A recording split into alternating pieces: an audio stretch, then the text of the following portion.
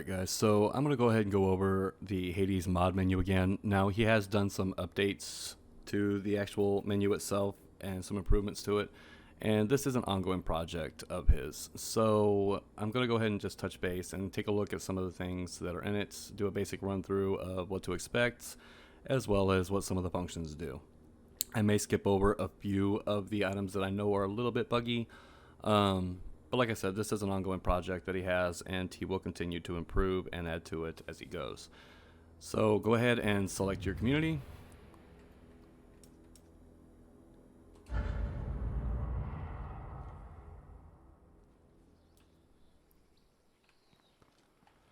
Now, once you're in the game, all you have to do is go ahead and either press either F9 or insert, whichever is easiest for you. I tend to go with F9. And then you'll want to probably bring up, say, your inventory, just because that way it will allow you to access the menu without it actually moving the screen all over the place in whichever direction your camera angle is. But, so we can go ahead and go to something, actually we'll turn this a little bit here, just to give a better view of this weapon. But if you go to Appearance, and you'll see Drawn Skull or Skello, if you actually click on one of those and go Set Primary, it actually will change the weapon skin of your current ranged weapon that you have there.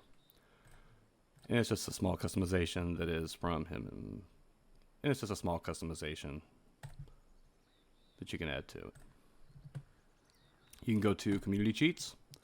This will of course allow you to add whichever resource you wish to your community. As you can see, I'm basically maxed out on everything right now. But say if we went to fuel and type in the amount there, say if I wanted to add 3, just click add resources, and it added 2 because that's all that I had room for. But you can also go to max resources and it will max out everything you have. You can also go ahead and remove resources if you have too many and you get tired of hearing your community complain about it. So you can go to debug menu, and this is going to be something that if you're more interested in the technical side of gaming itself, or if you are interested in the engine side, you can toggle your FPS counter. You can toggle a debug menu, which actually will bring up all kind of stuff from your character's current position on the map, as well as the other stats that it will give you along with it.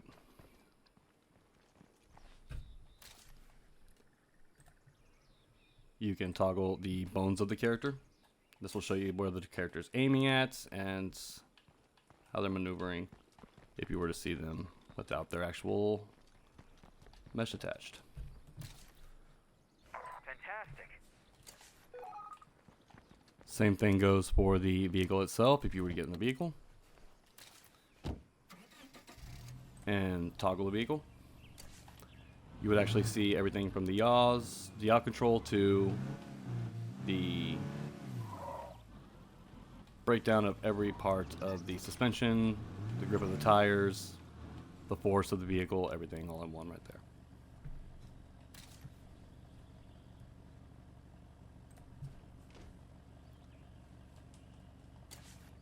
Get out of this vehicle real quick. You can toggle the player capsule.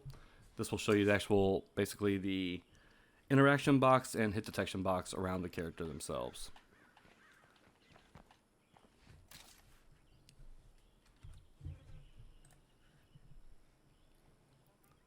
Now if you go to Fun menu, you can go to, say, Warp and Clip, and it does basically just what you think it would do.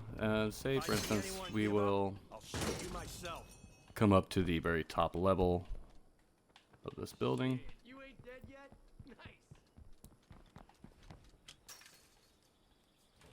And say you were to jump and press the number 7, you'll see that he actually can now fall through or even walk in midair. Oh look, a bloater.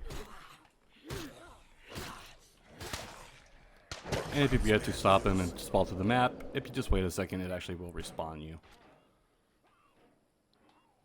back to where you're supposed to be.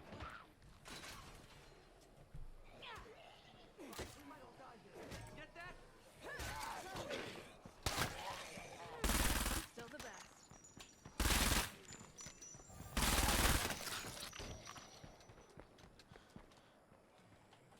on your mind?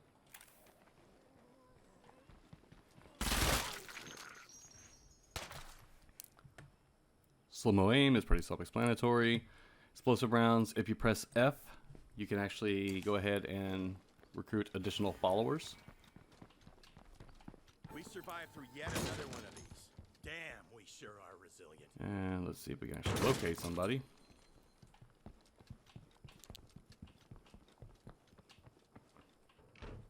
And you just want to basically be aiming at them. And then when you press F, it will go ahead and recruit them as a follower as well. And you can do this with as many people as you want. Supplies delivered. And to dismiss them, you go ahead and just click like you normally would and Take care of dismiss. yourself.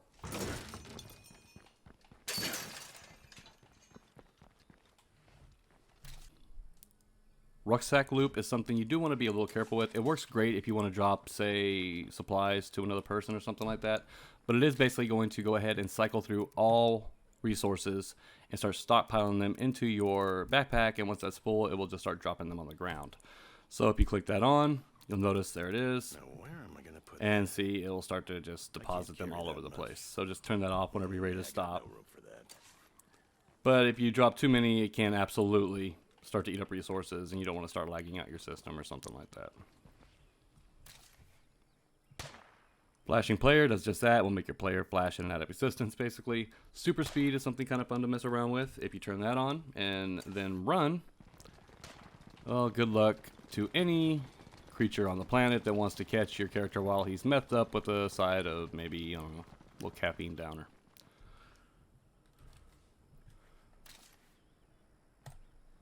Auto close, you're going to want to be in a vehicle for this because it will actually spawn them into the trunk or the bed of the vehicle themselves. But if you will just hop into a vehicle, click on the auto close spawn, and it will actually deposit stuff into the trunk of the vehicle. And you also have your like mobile locker and stuff in here too that you can go ahead and toggle. But once you're out, you can check the back, and you'll notice that there are clothing items in there. You can also set the field of view. Be careful with this because a small change does make a big difference, just so you know. As you can see, just increasing that to 1.0 has basically now allowed us the ability to see to Mars. So it's something you'll just have to play around with to see what setting actually works best for you. You can also go ahead and spawn into a smaller character, which I accidentally spawned above the map right there.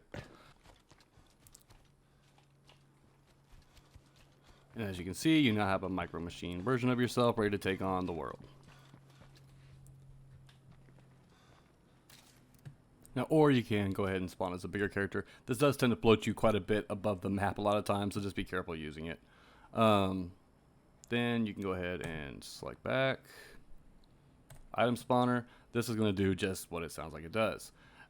Each one is a category basically right here. You have everything from facility mods, backpacks, guns, rucksacks, clothes, miscellaneous, melee, consumables, skill books, and of course, placeable and throwables. You'll just select the list and pull it up, and whatever it is that you wish to go ahead and spawn in, you select it, click spawn, and it will put it directly into your inventory. Now, for clothes, you'll want to be in a vehicle just like the other time, so because it will spawn them directly into the actual trunk itself. Menu options, this actually will just allow you to adjust where the actual Hades menu itself sits on your screen, so you can go ahead and move it over if you wish, or up and down. For personal mods, now this is a section that if you have not backed up your save yet using the community editor, go ahead and do so, or you can actually go ahead and you can find a backup tool here. If you want to click that, it will take you to download a save backup tool. But you can go ahead and do immortality, no injury, no trauma, no fatigue, plague immunity, and you can go ahead and set those immortal settings. You can go to God mode, no plague, infinite stamina, and of course you can unlock all radio calls, or you can relock them if you so wish. Reset radio cooldowns if you have any that are currently active, or you can go to no radio cooldown. In page 2, this is for the traits. If you click on this here, it will show you your current trait count. You can actually set the animation speed of the character if you so wish, how quickly they recover, or add standing. You can also set a voice, character definition, or even your player name if you wish to actually type in a player name and click set player name. If you want to add traits, you can bring up this list here and just go through. If you wish to add, you would just go like that. And as you can see, it increased it by 1. Now, if you come down here, this will actually show you your current traits. Something that you don't really want to mess around with unless you really know what you're doing is going to be these top 4 or 5 traits up here. These are going to be your debug descriptor traits. If you start deleting these or messing around with these too much, you can end up with a character that won't spawn missions, won't communicate with other characters in the game, and basically just be soulless and dead inside. Descriptor traits are what gives your character persona, backstory, history, and how they interact with the world around them. So it's something just to be careful about. All the other things, though, if you wish to remove them, you can go ahead and select one if you want. And you would just click remove trait. You can also max all the character's skill levels. And if you wish to respawn the character or clear the character's inventory, you would click that. And as you can see, it brings up who you want to select, and it would just respawn them.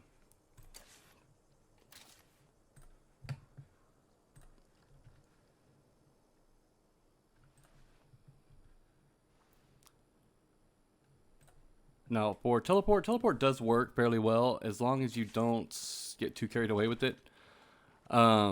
It's great for if you're in a situation where you kind of need to escape maybe some Zeds, and if you'll just kind of go up. Now I'm a little close to base right now, so it may not work. But if you just kind of click up the way a little bit and go there, as you can see, it spawned me just up the road to where I want it to be.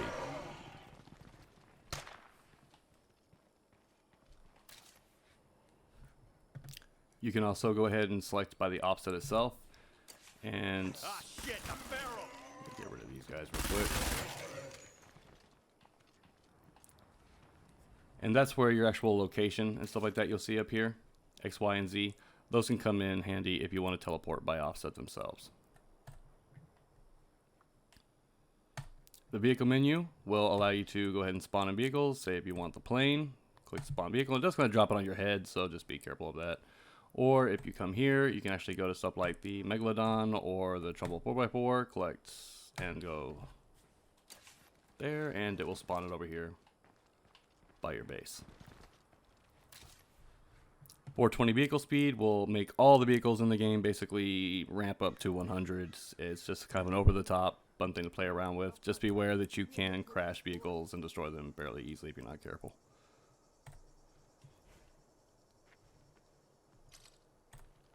World menu itself. Now, if you want to change, say, the time of day, this does go by a 24-hour clock. So, if, say, you want to go to 0600, it will put you at 6 a.m. You can also increase the global speed if you want, or slow it down. If you wish, let's see here, best way to do this would be to bring up the map itself. And say you wanted to hide all the things, and that makes it like you've never explored anything on the map. You can also go to Scout All, which will scout all the locations, or Reveal All, which will reveal any enemies or anything else like that around you as well. You can also increase or half the distance that the natural scouting distance is for your character, or reset it by clicking this right here.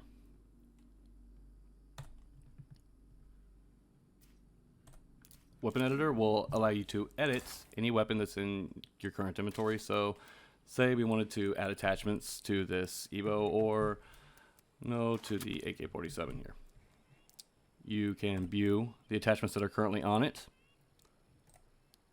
and then come here, and this will show you all the attachments in game that you can add to it.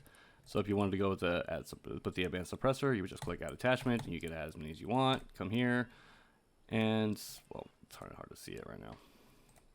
There, and it'll show you that those suppressors are now on that weapon. You can also remove the attachments, clear all attachments. Presets, you can dupe the weapon if you so choose. So say the weapon that we just edited, if you go dupe weapon, it will actually create another one just like the ones you have in there. You can also load 999 ammo onto it,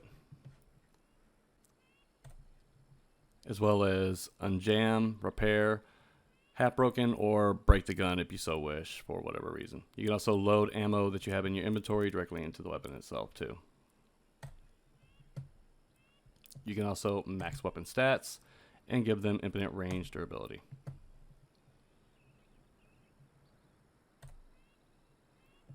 Now as far as the zombie menu goes, just like the last time I showed you this, this will allow you to spawn in any enemies that you wish.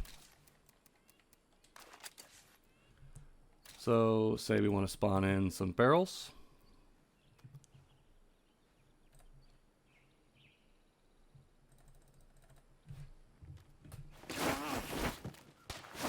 There you go, and you instantly have some friends to play with.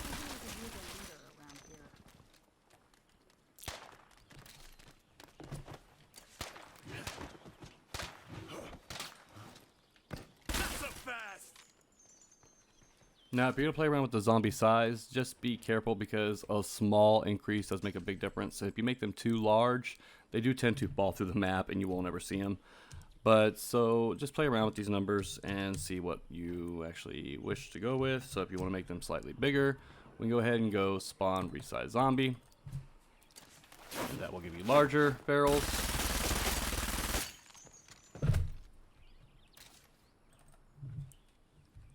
Or we can even decrease them.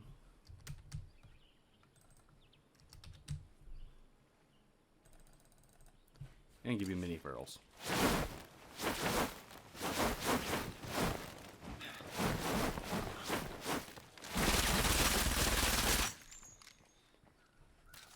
You can then go remove all the dead bodies and it will take them out of there. Sometimes it does miss a couple and you may have to click it a couple times. You can also increase or decrease the amount of health a play card has, and then go ahead and spawn it in, as well as the size of it as well.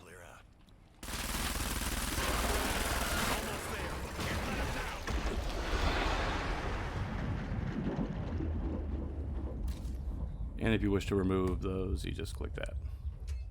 You can also do Haven Protection or instant kills. Now, when you do Haven Protection, this will protect you anywhere your character goes on the map itself.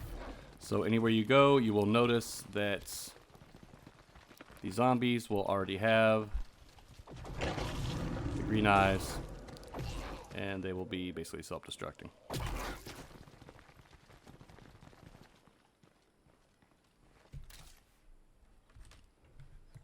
And just click it to turn it off. Now for the next page, this is going to be part of the Daybreak menu itself, so we can head over to Daybreak and take a look at that. Alright, so just like the base game itself, you just press F9 or insert, bring up the menu. Go ahead and go to Daybreak menu. You can go to Unbreakable Walls.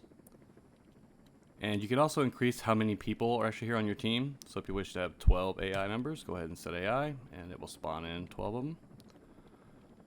You can do free roam and infinite tech health. And free roam is good if you want to go ahead and explore the map some.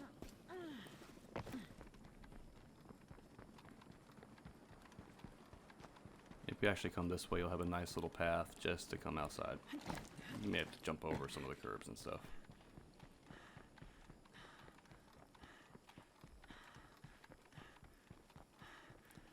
Now, just be careful on the outskirts of when you're actually exploring over here. Pretty much everything you see in the background here are just partially rendered assets. So anything to do with these buildings and such are going to be basically just their facade. You can walk right through the walls of them. Are you ready yet? Let me know when I can get started. And if you come back far enough, we can even see that the actual cityscape in the backgrounds is just a fake. It's basically just floating in midair. I hope everyone's ready. I don't think we have much time until the zombies get here. All right. Moment of truth. Stay alive or die trying. And of course, you can go ahead and bring up the menu. You got a a bloater incoming. And we'll wait for him to shut up. And you can go ahead and do Daybreak multiplayer achievements, prestige lobby, unlock lobby, and this will go ahead and start running down the clock and adding prestige every few seconds, as well as unlockables if you have not unlocked them yet. So you can max out everything fairly quickly. But that's going to be it, guys. So if there's anything else you guys want to actually have a tutorial posted of or questions on, go ahead and post it in the comments, or you can come and hit us up on the Discord. And until next time, guys, this is Tex of Digital Gaming. Out.